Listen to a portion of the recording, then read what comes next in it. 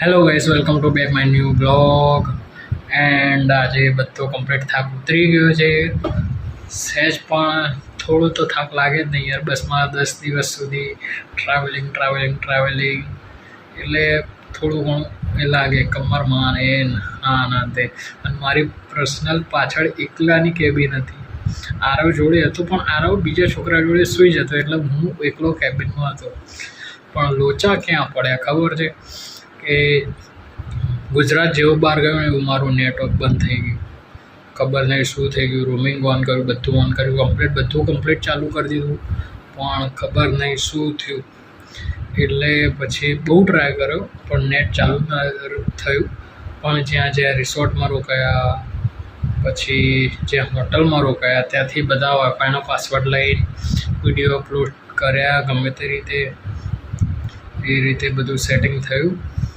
તો આજનો ટૉપિક રહેવાનો છે કે ફરવા ગયો એનો રિવ્યૂ આપવાનો છે કે શું કર્યું, ક્યાં ગયો હું. તો પહેલાં અમે અહીંયાથી નીકળ્યા હતા 7 વાગે ફેક્ટરી જવા માટે. ફેક્ટરી જઈને કમ્પ્લીટ અમારી બેગને બધું તો પહેલાં જ મૂકી આવ્યા હતા. બરાબર, બધું પહેલાં મૂકી આવ્યા હતા અમે લોકો, હું અને ભાઈ. તો 7 વાગે ગયા, 8 વાગે ગયા હતા, બધા આવતા 9 વાગી ગયા હતા. ધીરે ધીરે બસ ઉપાડી. અડાલજથી 1-2 મહેમાનો લેવાના હતા, ત્યાંથી લઈ લીધા. પછી અમે ડાયરેક્ટ ઉપડી ગયા ટ્રીપ ઉપર. તો પહેલાં અમે જ્યાં ઓમકારેશ્વર સવારે ઓમકારેશ્વરના દર્શન કર્યા. પણ રાત્રે અમે ઊભા રહ્યા હતા. એક સ્ટેન્ડ કર્યું હતું કે જેને ફ્રેશ થવું હોય, ચા નાસ્તો જમવું હોય એટલે, કેમ કે સાંજે 6 વાગે જમ્યા હોય તો રાત્રે તો ભૂખ લાગે જ. એટલે અમે બધાએ જમી કરી લીધું હતું. મેં તો પુલાવ ખાઈ લીધું હતું, માજા પી લીધી હતી બધું. પછી સવારે મોર્નિંગ પડી એટલે ઓમકારેશ્વરમાં એક ધર્મશાળા હતી, ત્યાં રોકાયા. નાહ્યા ધોયા, 2-3 રૂમ લઈ જ લીધા હતા, 10થી 12 રૂમ. તો 10થી 12 રૂમ લઈ લીધા. એન્ડ પછી સવારે ચા નાસ્તો કમ્પ્લીટ કરીને, સવારે ચા નાસ્તો હતો અમારે ત્યાં. મેં તો બિસ્કિટને બધું જ ખાતું હતું, ખાખરા ને એવું બધું હતું, ચા નાસ્તો. તો પછી ગયા ઓમકારેશ્વરના દર્શન કરવા. અમે ઓમકારેશ્વરના દર્શન કરવા ગયા, પણ ત્યાં બહુ જ ચડવાનું હતું. ફૂલ ટ્રીપ. તમે પહેલો બ્લોગ જોયેલો જ હશે. બધા વિડીયોઝ નીચે પ્લેલિસ્ટમાં કમ્પ્લીટ આપેલા જ છે તમને. હા, તો જોઈ લેવો કમ્પ્લીટ. તો બહુ જ મજા આવી ગઈ. ભીડ ખૂબ જ હતી, લાઈન ખૂબ જ હતી. વૈષ્ણોદેવીજી ભીડ જેવી ભીડ હતી, પણ મજા આવી ગઈ. બધા ફૂલ ફેમિલી સાથે હતા એટલે ઓમકારેશ્વરના દર્શન કરી કમ્પ્લીટ. ત્યાં વિડીયો શૂટિંગ પણ બંધ હતું, પણ તમારા મિતભાઈએ કમ્પ્લીટ વિડીયો શૂટિંગ બધા કરતા હતા જ. હું એકલો નહીં, પણ બધા વિડીયો ઉતારતા જ છે. એટલે વિડીયો ઉતારી લીધો, બ્લોગ બનાવી દીધો. મજા આવી ગઈ. ઓમકારેશ્વરના દર્શન કરીને પાછો ધર્મશાળાએ ગયા. ત્યાં અમે જમી લીધું કમ્પ્લીટ. બધાએ ખાઈ પીને અમે નીકળી ગયા ઉજ્જૈન જવા માટે. ઉજ્જૈન જઈને અમે રોકાયા રાજમહેલ રિસોર્ટમાં, જ્યાં તમે પહેલાં બ્લોગમાં દેખાયું જ હશે તમિલમાં. ત્યાં સ્વિમિંગ પુલ હતો, ત્યાં બધું જ કમ્પ્લીટ હતું. બરાબર, ત્યાં અમે રિસોર્ટમાં જઈને કમ્પ્લીટ ફ્રેશ થઈ. પછી ગયા બજારમાં ગયા દર્શન કરવા. હરસિદ્ધિ માતાના બધા દર્શન કરવા ગયા. પછી રાત્રે જમી લીધું શાંતિથી. જમી કરીને અમે તો ભાઈ બોસ બધાએ મોજ કરી છે. વિડીયોમાં તમે જોયું જ હશે. બધા સ્વિમિંગ પુલમાં શાંતિથી નાહ્યા, શાંતિથી એટલું ફૂલ જેન્ટ્સ બધા 20 જણા બધા ઊંઘા ડૂબકી મારી સ્વિમિંગ પુલમાં. બહુ જ મજા આવી ગઈ, બહુ જ. ફેમિલી સાથે હોય એટલે શું ના મજા આવે યાર. ફેમિલી સાથે હોય એટલે શું ના મજા આવે. પણ અમને જ મજા આવી ગઈ. બધા 10 દિવસ જોડે રહ્યા. હા, પછી ઉજ્જૈન પત્યું એટલે અમે નીકળ્યા ચિત્રકૂટ માટે. ચિત્રકૂટમાં સારી હોટલો હતી બધી. હા, તો અમે ચિત્રકૂટમાં જે હોટલ રોકાયા હતા ત્યાં મારા બીજા કે ત્રીજા માળે રૂમ નંબર હતો. ત્યાં 3 બેડવાળો રૂમ હતો તે, એટલે હું ત્યાં રોકાઈ ગયો હતો બધા મમ્મી પપ્પા જોડે. ત્યાં વાઈફાઈ હતું, વાઈફાઈની ફૂલ સ્પીડ પકડાતી, એટલે નેટનો કોઈ લોચો પડવાનો હતો જ નહીં. એટલે વાઈફાઈની ફૂલ સ્પીડ પકડાઈ. પછી અમે જ્યાં કુંડ હતા, ગુફા હતી, બધા દર્શન કર્યા, માતાજીના આશીર્વાદ લીધા, મહાદેવજીના આશીર્વાદ લીધા, બધું જ. જો તમે વ્લોગ જોશો તો જ મજા આવશે, બાકી આ જે રિવ્યૂ આપું છું એમાં તમને નહીં મજા આવે. બાકી ઓરિજિનલ વસ્તુ બ્લોગમાં જ છે, મજા આવી જાય એવું જ છે બધું કમ્પ્લીટ. હા, લેન્થ ભલે નાની રહી પણ મજા બહુ જ આવતી હશે. મેન વસ્તુ જ મેં કેપ્ચર કરી છે વિડીયોઝમાં, બાકી બહુ હાઇલાઇટ નથી કર્યું. જેટલું મને લાગતું હતું કે લેવા જેવું છે એટલું બધું લઈ લીધું. અમારે તો પછી બસ ફસી ગઈ હતી પ્રયાગરાજમાં નાહવા ગયા, એટલે ત્યાં લગભગ 2 થી 3 અઢી કલાક સુધી તો 2 ક્રેનો મંગાવી ત્યારે બસ નીકળી અમારી સ્લીપર. હા, બાકી નીકળતી જ નથી. પણ મજા આવી ગઈ ફૂલ ફેમિલી સાથે, એટલે મજા આવી ગઈ. બાકી તમે એકલ દોકલ જ્યાં હોય તો ના મજા આવે. બાકી હું એકલો જો ગયો હોત ને તો ના મજા આવી ગઈ, કેમ કે મને કેવું છે ફૂલ ફેમિલી સાથે હોય તો જ મજા આવે છે, બાકી નહીં મજા આવતી.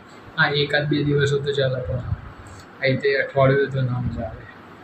હું ના રહી શકું, ભલે બ્લોગિંગ કરું, કેમ કે મને કેવું ભલે હું ફરવા જતો પણ બહુ જ એકલું લાગે, એકલપણું બહુ જ લાગે મને. એટલે બધા ફઈને બધી સાથે હતા, સુધાભાઈ અમારે લઈ ગયા હતા, બહુ જ સારો ખર્ચો કર્યો, બહુ જ મજા આવી ગઈ. બધી ટ્રીપો ફૂલ એન્જોય કર્યો અમે લોકોએ. ખાવું પીવું ગમે તે, કોઈ રોકટોક નહીં અમારી, કોઈ રોકટોક નહીં.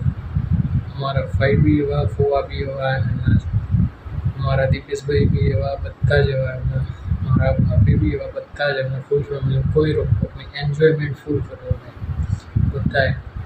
કાકા બાપાના ફઈ ફુવા ભત્રીજા, મારા તો એટલા બધા ભત્રીજા હતા ને કે પીછો જ નહોતો છોડતા, કેમ કે મારા તો બહુ બધા ભત્રીજાઓ, મારાથી 2 વર્ષ બી નાના ભત્રીજા હતા અને મારા 2 વર્ષના ભત્રીજા હતા બધા.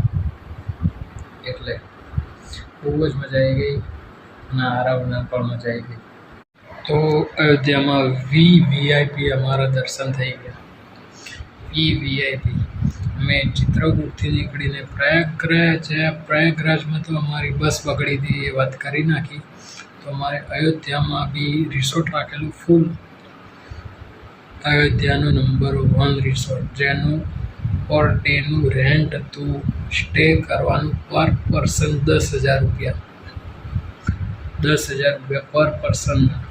એવામાં એ હતા 40 થી 50 લોકો, 50 લોકોનો હશે એપ્રોક્સિમેટ. બધું એ તો હવે ખર્ચો તો પહોંચી ગયો છે 20 લાખ રૂપિયા.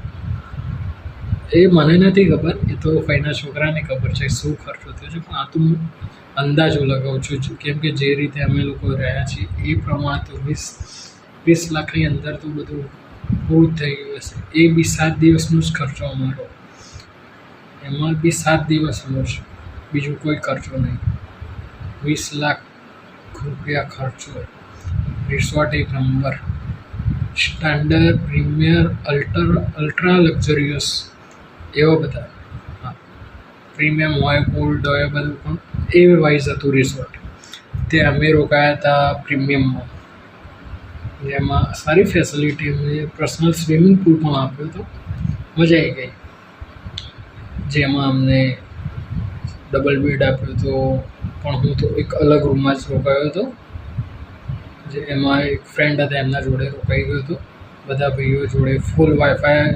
અને અમે સવારે નાહવાનું ચાલુ કર્યું તો મેં 8 વાગ્યાનું, તો હું તો છેક 11 વાગ્યા સુધી સ્વિમિંગ પુલમાં ડૂબકીઓ માર કરી છે બધાએ.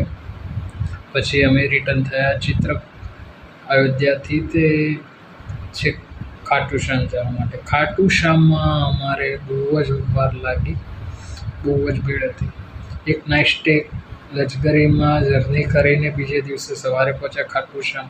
ત્યાં પણ અમે હોટલ કરી 10 રૂમોની, જે મજા આવી ગઈ. એટલે બધી જગ્યાએ મજા આવી જાય છે, 5 સ્ટાર જ હોટલ હતી બધી જ. હા, તમને એમ લાગતું હશે કે કેમ ધીરું ધીરું બોલે છે, પણ આટલું બધું ખાધું છે એટલે ધીરું ધીરું બોલું છું. બાકી તમે બ્લોગ જોજો, ફૂલ મજા આવી જશે તમને બધા ટ્રાવેલિંગ બ્લોગ.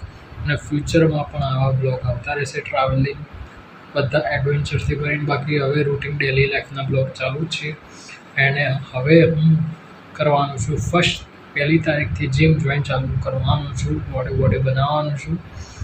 એન્ડ હવે બીજું રૂટિન સોલરનું કામકાજ ચાલુ કરવાનું છે, પણ એ બી બ્લોગ આવશે, સોલરના પણ બ્લોગ આવશે, જીમના પણ બ્લોગ આવશે, બધા ટાઈપના બ્લોગ આવશે.